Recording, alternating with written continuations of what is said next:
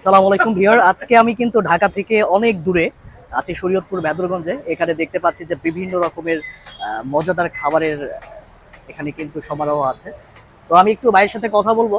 ভাই, এখানে কি কি আছে একটু যদি বল। এখানে চিকেন চিক আছে, চিকেন তন্দুরি আছে, কোয়েল পাখি আছে, বিফ চিক আছে, লুচি আছে।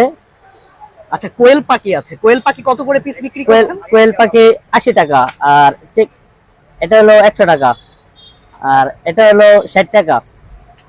আর সাথে লুচি আছে, লুচি হলো 10 টাকা পিস, 5 টাকা পিস। এগুলোর সাথে লুচি আছে। লুচি কত করে পিস? 5 টাকা 10 টাকা লুচি।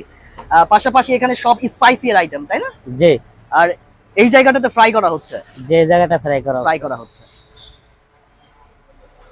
এই যে ব্যানার আছে, ই আছে। ভাইয়া, পার ডে কত কেজি মাংসের এখানে কাবাব হয়?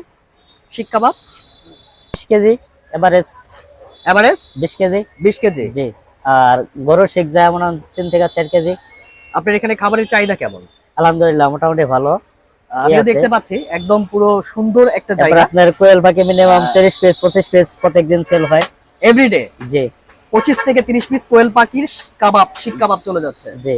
আর পাশাপাশি এখানে থাকছে হচ্ছে আহ, সব শিক এবং কাবাব আইটেম, স্পাইসি কাবাব। আহ, একদম সুন্দর মুখরোচক খাবারের মধ্যে বিকালে অবকাশ সময় কাটানোর জন্য একটা অন্যতম একদম জায়গা। ফ্রেশ খাবার ফ্রেশ একবারে। কাবাব। পাশাপাশি পাশ দিয়ে বয়ে যাওয়া একটা সুন্দর লেক, এটার নাম কি? এই যে দেখতে পাচ্ছি, মেহেরগঞ্জ উপজেলা। এই যে ছোট্ট একটা লেক চলে গেছে, এটা কি আগে নদী ছিল নাকি? জি, আগে নদী ছিল এটা। কালের বিবর্তনে আস্তে আস্তে সেটা ছোট জি হতে হতে এখন লেকে পরিণত হয়ে জি গেছে, তাই না? জি। রাইট।